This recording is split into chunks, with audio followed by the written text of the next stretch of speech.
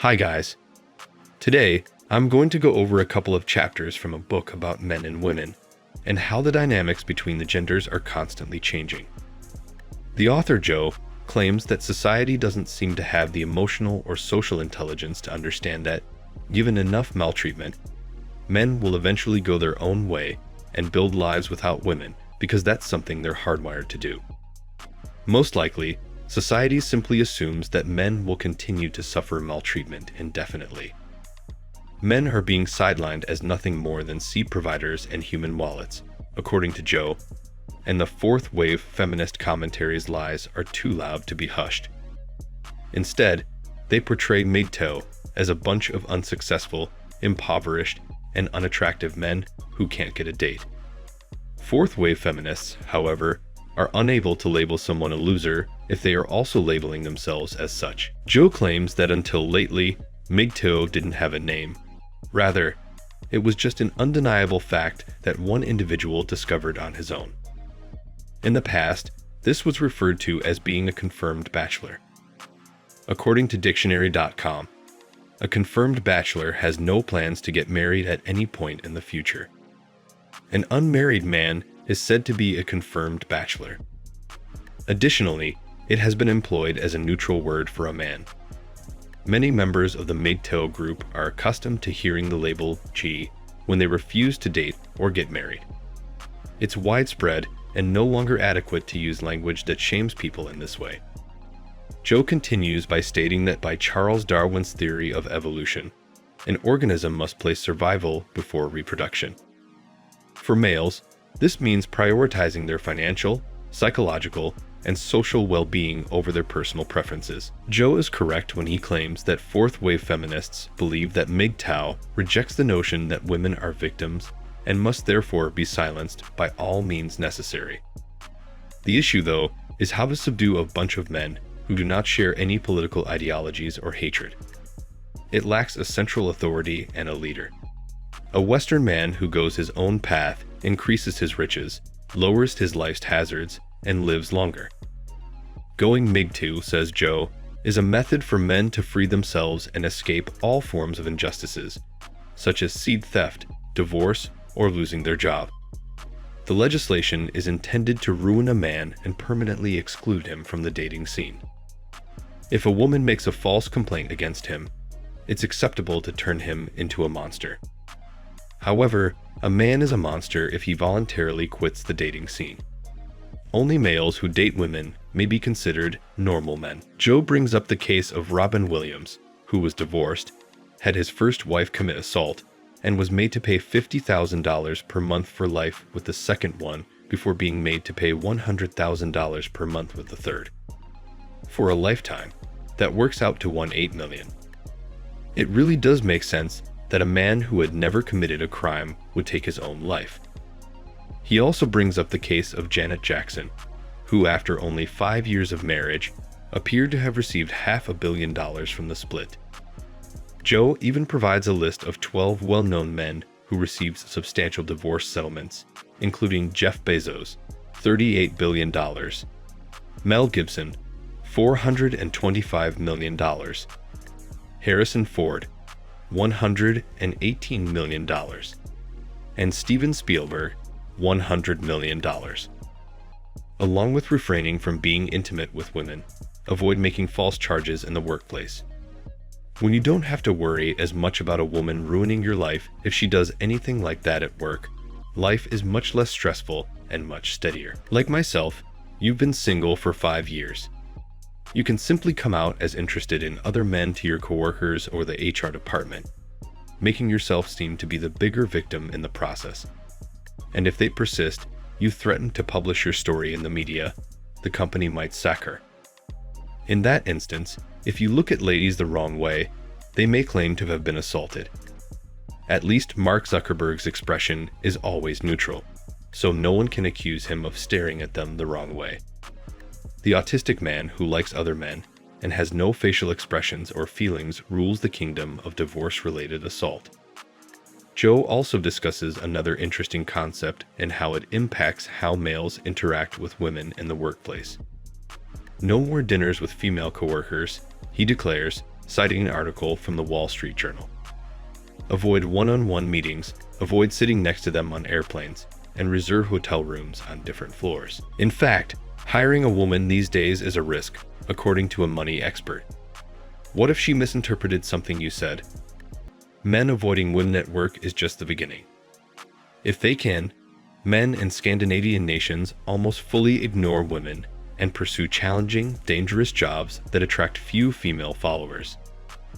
Why do you think politics is becoming crazier than ever and is on the verge of becoming a career dominated by women? In mixed environments, women may excel because they can learn from men.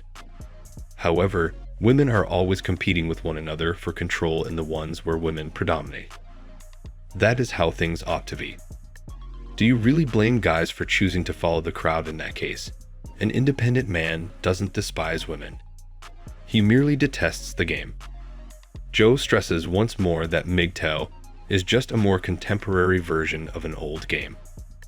Men are designed from birth to protect and provide for women. However, when women accuse us as males who go our own way of being misogynists, they are actually projecting and claiming that we despise them before we realize that it is they who do. That, or they are simply too illiterate to understand that men and women are fundamentally different from one another, and that we don't typically harbor the same absurd grievances and sentiments. Women, however, don't fear males. Most men, they are aware, will protect them from evil guys. They are aware that even after being attacked and called names, most men will still give up their resources and help them. Joe also holds the belief that a man has more to lose the more successful he is. Mig-Tao has much more to lose because we have amassed our savings and assets, which can be exploited us. Because of this, women despise us the most. It makes sense why they left the incel and Mig-Tao P. Maria's YouTube channels in operation while demonetizing the Mig-Tao ones. They reasoned that those men will continue to pay their coaches in money. Additionally, the likelihood that a person may encounter false accusations increases with their level of wealth and social standing. Joe adds, Mig-Tao does not advocate for boycotts, protests, purple hair dye, or requiring men to adopt our worldview. Our guiding principle is that you should be free to act however you want as long as you don't listen to advice from your wife. We don't hand our resources to them for free anymore. They are motivated by apathy, which is not hated, but the reverse of love. Joe even makes the observation that they are now young boys making their own decisions. That feminism has become so clear that even younger male generations are catching on to it faster, and that the red pill ideology is gaining traction. This is taking place because gender-based propaganda is reaching boys in grade school at increasingly younger ages. My theory is that women are seeing older men follow their own paths and believe that by brainwashing the boys, they can halt this. When they attempt it, the boys recognize it sooner and take the red pill more quicker. It's a vicious cycle for bulldogs everywhere. The Sydney Morning Herald reports that the concept is that men must speak up in order for women's stories to be acknowledged. Women work harder to train us if guys don't repeat what they say. Mig-Tao does away with that interlude. The left thinks boys are stupid, but they're not. In fact, they're rebelling more rapidly than ever. As a result of conditioning, there will be an increase in Mig-Taos, but there will also be an increase in incel black pill men. That's a dangerous and bigoted combination. If someone shoots up a yoga class or anything, they shouldn't expect Mig-Tao dudes to save them. Where have all the good men gone is a topic that is covered in great detail in this community. Gold diggers are another topic that receives a lot of attention in men's rights circles. Women want males to play both the male and female roles, but they're increasingly filling neither, according to one of Joe's most insightful observations that totally rings true. They want a wealthy man who can cook and clean, but he can also be a mechanic or a builder who is also an artist, a powerful leader, but also a submissive follower. And he doesn't necessarily require her on an emotional level. He has to be family-oriented but career-focused. The list of contradictions is endless. This, in my opinion, is one of the most original remarks on men I've heard in a while.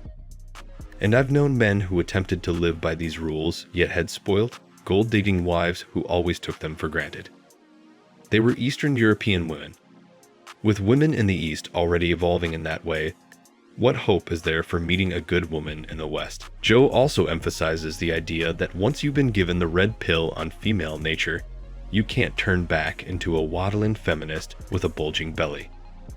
There are only 5 options available to a guy after he chooses his own path and swallows the red pill. Continue your small journey to find a good woman in the West, which is impossible. They have a quick capacity to deteriorate. Secondly, go to a country where women are still feminine go-gemating and head to a feminine nation. However, feminism is unavoidably spreading via smartphones. Third, start liking other men romantically. However, even such guys have admitted to me that it's nearly impossible to find intimacy with a male partner these days when it's so simple to get it via Grindr. 4. Switch genders. Number 5. Go Mig-Tao. The gains are not worth the risks that man takes nowadays, and this is why more and more men are deciding to go their own way. It just doesn't make sense for men to be involved with women in relationships.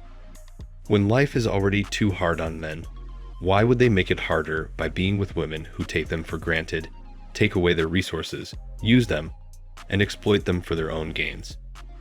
That's it for today. Thanks for watching. Please like the video and subscribe to the channel.